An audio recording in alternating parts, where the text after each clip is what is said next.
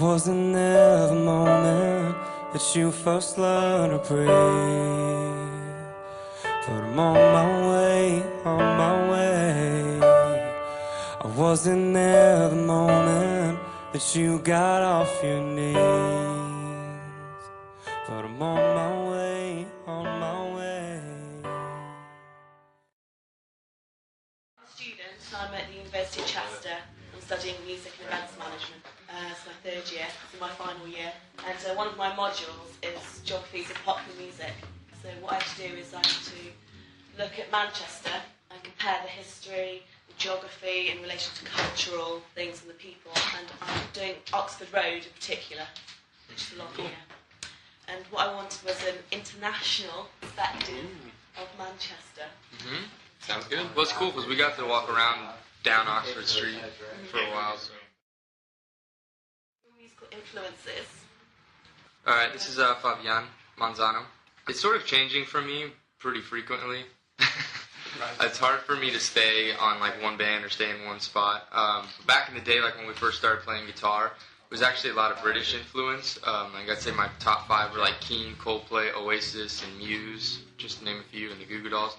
But now lately I've been listening to more like Black Keys, Kings of Leon, stuff like the Rockin' Tours, and Them Crooked Vultures and stuff like it's something a little bit more like groove rock or alternative rock. This is Alejandro. Some of my biggest influences are definitely the Goo Goo Dolls. John Mayer's huge for me. Coldplay, more from like a live show, career-based point of view. Yeah, and he likes a lot of singer-songwriter stuff that I like a lot of, so I'm kind of coupled in with that. Yeah, I like David Gray and Trey. I like John Mayer. James Blunt is good. James Blunt's good. Did you grow up in a rural or an urban environment? So which part of Florida? It's kind of it's more beachy. Yeah. Because it's on the west coast of Sarasota, Right, so like... It's kind of an affluent retirement community. A lot of wealthy people have vacation homes there, so they come down. We call them snowbirds. They migrate because they come down to get away from the winter up north. You know, from Chicago, New York, a lot of Boston people will come down for the winter months to get away from the cold. Because in Sarasota, it's a pretty temperate climate. It doesn't actually get really cold almost ever, really. So we grew up there, and it was a really safe haven for us. Not a lot of crime, older community, good schools, stuff like that. So. It's more rural, really, than... Yeah, really safe and just kind of rural is a little low-key. misleading because it has all of the urban amenities. It's a sophisticated area, again, because of the money. So I wouldn't say rural as in like sparse and you know, very spaced out. It just wasn't a big metropolitan city. Right. It wasn't a commercial area. It's kind of in between. Yeah. It's cool though because you can just drive an hour north, like what we do a lot of times for concerts, and you're in the Tampa Bay area. You know, That's it's like a more bigger urban. city. And a lot of the stuff that we do, recording wise, and I think the city we play the most shows in is Orlando, and that's just like 2.5 hours northeast. What differences do you find coming from America to Manchester, for example? What are the main cultural differences, like transport? Yeah. Well, it's kind of we've had a few close calls when crossing the street because we'll look one way expecting the coast is clear, there's nobody coming, but then the cars are coming the opposite way. So that's been a little trippy. What about audiences? Do they differ at all? Here, I think just generally, at our level, the level we're at right now, tend to have a little bit more. They're a little, they're a little younger and a little, not as much in the UK, but throughout the rest of Europe, on the whole, a little more female heavy. UK's actually got a pretty good balance. It's almost like 60% female, 40% male.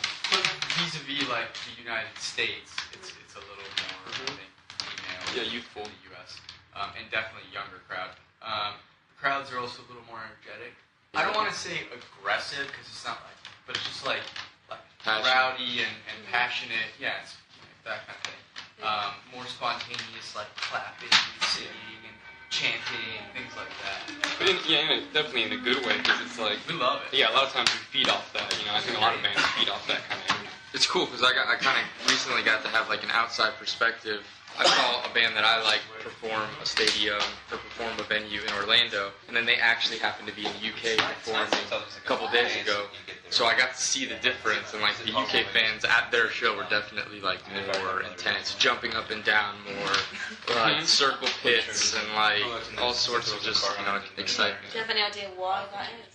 What's interesting is I often wonder how the UK people are with a local band, you know, like I wonder what the difference is, you know. I wonder how much of it is because we're from the US, like a more foreign band coming overseas, you know. At least from tweets and from messages that we'll get on Facebook, it's really flattering, but we can tell that there's a certain appreciation for that effort, even just coming across, you know. So I think they appreciate that, you know. I think the US, it's a little bit more of a natural assumption that, yeah, they're going to tour here because they live here, you know. So I think there's this kind of fever for it here, you know. It might be cultural too, you know. It might, yeah, that's it's like I don't like to like generalize or stereotype too much, but like like our Hispanic culture does get the rap of being like into dancing and musical and stuff like that. And it's not always true, and I don't like to stereotype entire ethnic cultures, but it just might be that the people over here are like a little bit more into music or into live shows and stuff. Because we feel it. I mean, Glasgow, Dublin, London was great. There's just so many cities over here in Europe that like the reaction is just like stellar. They're just like so intense. I throw my hands up in the air sometimes, saying, "Ayo, gotta let go." I wanna celebrate and live my life, saying, "Ayo, baby, let's go." 'Cause we're gonna rock this club. We're gonna go all night. We're gonna light it up like it's dynamite. You've been to Manchester. I know you've been here once. This is the second time, a year ago. It's been about a year. Why Manchester? Our model is very different than the average band. A lot of our shows we promote, largely ourselves. I mean, the promoters we work with are phenomenal, and they promote, but what I mean to say is we don't have a label pushing us, we don't have publicists, we don't have radio. So, for the most part, these people are here because we've communicated to them directly through all of our social networks online. Well, a part of that is that social networks like Facebook and YouTube have advanced to the point where you can actually get demographic information about your fans. And so we just happen to know that we have fans in Manchester. So that's kind of, we use a lot of those tools on both sites. They call them insights, and it's just this portion of the website that you can go to that just tells you all of where your subscribers, where your videos are being viewed, or your Facebook fans, where they're located. Technology is really important to you because YouTube, that's how we route our tours. YouTube really bumped your bands and everything. For sure. That's the huge place of discovery. The beauty of Facebook now is a lot of people are spreading videos on their wall, so their friend will go to see, what's my friend up to, and then they'll happen to see our video there, and they'll play it from there. So there's a lot more discovery happening through Twitter and through Facebook now than there was a year or two ago, but YouTube is definitely fueling that whole thing. Especially all the videos you're posting up as well. Do you think the music industry is male-orientated? I think that's a genre-specific question. I mean, like if you go to a Miley Cyrus concert, it'll be 80% female, but if you go to like a heavy metal concert, it'll probably be 80% male. Like artists too? Because like I think the pop genre is heavily female. I think the R&B and rap is heavily male. I think rock's heavily male. The people in the industry seems to be a little more male-dominated. It's almost like movies. Like there's a lot of power in what the girls want to do. I wish in the genres that I like that there were more females. Like I love female singers. Like Adele will come in, be a female singer, or like Florence and the Machine and stuff like that. I love that Paramore has like a female lead singer and stuff like that. It's definitely taken a twist though, because I think if you look in the top 10, it was like Pink, Fergie, it was Beyonce, Katy Perry. Yeah, it was Taylor Swift. There was like 8 out of the top 10 songs on iTunes for a week. It was like 8 of them were female artists. It's kind of taken the swing, which is good.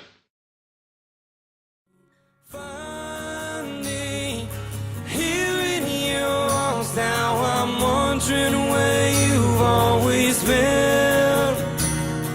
And blindly, I came to you knowing you'd breathe new life from within. Do you think that, in general, the influence of international music has affected the UK, Manchester in particular, but do you think that's influenced the UK music scene at all? It would be hard for us to answer because we're not we come here and we tour, but we're not really plugged into the local music scene, really. We've listened to like some radio, you know, like in the drives we try and listen to the radio and see what they're playing over here, but it's we really tough. wouldn't know. Like, it's funny, 'cause we'd actually want to know the answer to that. I mean, we'd be curious what that effect's been. If you find out, let us know. Yeah, it's tough because like we heard this. There's been a lot of the script on the radio lately, but they're a UK band, aren't they? And then like I remember hearing a band in the States called the Claxons, and then but you never hear them on the radio. But then over here, I heard them on the radio. So I don't know. It's tough. I'd love to know more about like the actual local Manchester music scene, but we don't know much about it. Well, spend time before you come here. Have you been around Manchester? Or do you No, not we get the time explored to it do today the most. I mean, what people don't know usually is that when you're on tour, you don't really actually get to see much of anything. Because you show up by 2 or 3 p.m., you've got maybe an hour and a half before sound check. Then after sound check, you've usually got promo or you're getting ready. And then there's like fans outside, so you kind of don't want to like ruin that experience of like them seeing you before the shows. And then afterwards, like we have like a couple meet and greets, and then we'll try and wait. And if there's any fans that are still waiting around afterwards, we'll talk to them. But what we usually do is, as soon as we get to a venue, the venues usually have Wi-Fi, so we'll pull out our phones, open up like the map feature on your phone, quickly try and see like where you're at, search for food, pubs, but you know, and quickly try and sprawl out and see what you can find. But you can't really judge or get to know a city in like Based off of 4 hours or one day. So it's kind of like we try, but We did walk around today quite a bit more than last time, and it already gave me a better feel for the city. So I'm glad we did that. Well, we hope to. The beauty is that we hope to come back every 6 months to do tours in Europe, and it's like we get to see a little bit more every time. You know? Well, we're gonna go out tonight. I have like this. We're gonna hit it hard. We found a couple pubs on this street. Like if you go to, you turn left under the bridge. when there's a Starbucks on your right. You turn left. There's like this overpass, and there was these cool pubs over there. Student something. The student, the thirsty scholar. But it had like arcade video games and billiards and darts, and it's a pretty cool street. Pubs around here, it seems like. We walked all the way down to a street called Portland Street, and then we turned right, and then we went down a bit. That's the Chinatown area. Effect of new economic organisation on the industry. Do you think the financial situation might affect the music industry, as in fans coming to see the bands? From what I've read, even though the songs have taken a hit, it seems like live show ticket sales haven't been hurt nearly as badly. For some reason. In like the last 6 months, there was a little dip or something, but for the most part, it's been fine. I don't think it's changing the fans' appreciation for music or like concerts that much. I just think the people putting out music is changing, and the way that they're putting it out. You know, like a lot of more people are doing it themselves. Is kind of the huge difference there because of stuff like Pro Tools. A lot of the stuff that we do, we just do it on our own now. You know, back in the day, it would have cost tons of money, or you had to use a label, or had find a producer. But it's like we just found a great engineer in Orlando, and everything from the cover songs that we do to our original album, we just did it for we just recorded at his house for the most part. So. I think I read an interview with, I think it was Bono from U2, but he was saying at one point, I don't know if this is still his stance, but he was saying at one point that like instead of lowering the prices, everybody said, let's keep lowering the price of music. Where like, in my opinion, 99 cents per song is already as low as it, it could go, whatever. But he said instead of lowering the music, let's just give more. So you'll see more now on iTunes where for like $9.99 you can buy the album, but you get like 2 acoustic songs, you get a digital booklet, you get, So I like that approach, Like, I don't think we necessarily need to lower the cost of tickets to a live show, but just make sure that the show you put on is, like, amazing. Give the fans as much as you can for that buck. But they would know better, but I don't think we've seen a drastic hit since the economy went down. Well, what's funny is that what actually is kind of like killed the industry is the internet, but that's the only reason that we're here performing here, In what sense has it killed the internet? Well, it's just that's where people are going to download, illegally. Instead of buying albums and things. Or So even like physical CD sales are down, and people are illegally downloading music. But it's that sort of viral internet spread the word that's kind of we've ridden that It's the wave. reason we're here. It's the reason we've played in the Philippines, and you get offers to play in random countries all over the world that like we've never set foot in. Back in the day, you'd have to go there and start touring a few times and build up a fan base, but now we just post a video that we shot ourselves, we record ourselves. He asks usually, like, how many of you out there found us on the internet, and almost everybody, Or on YouTube in specific, and just everybody raised their